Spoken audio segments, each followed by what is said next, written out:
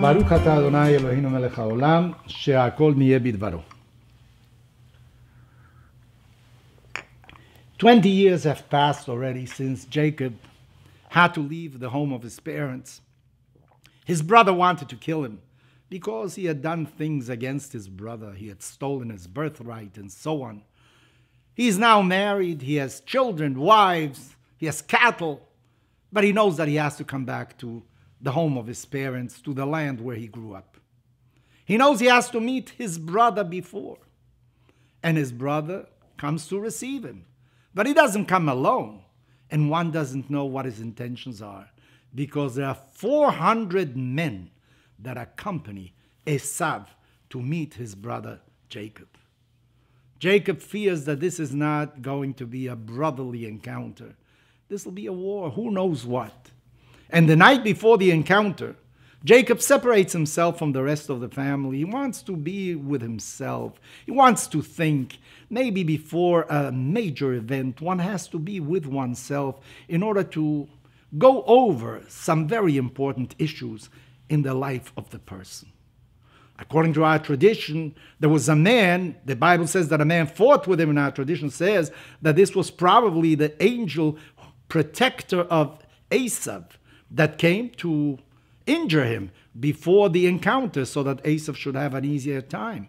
Or maybe, according to some, it was the angel protector of Jacob himself who came to train him for the encounter of the following day. Be it as it may, our ancestor Jacob is very worried. The Torah says, Vayira Yaakov me'od. Yaakov became very afraid of what was going to happen. Vayitzer lo. That means it bothered him, it oppressed him also. He had double fear.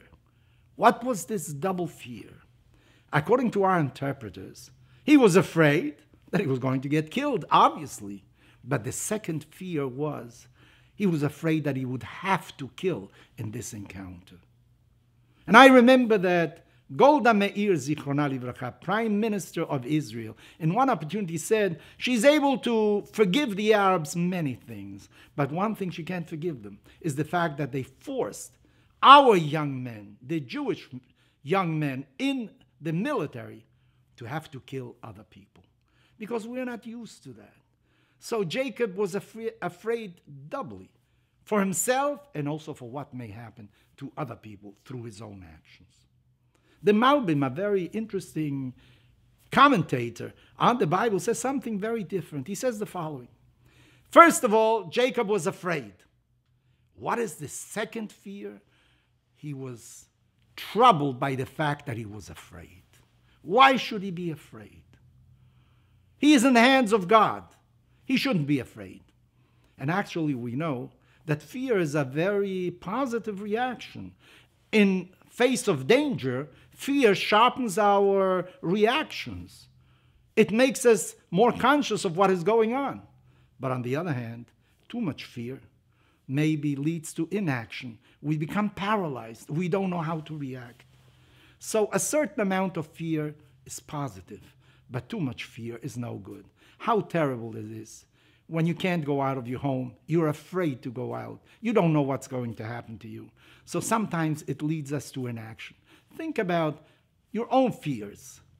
Are they sustainable? Are they logical? Or is fear overpowering you so that you become inactive and don't do anything? Think about it.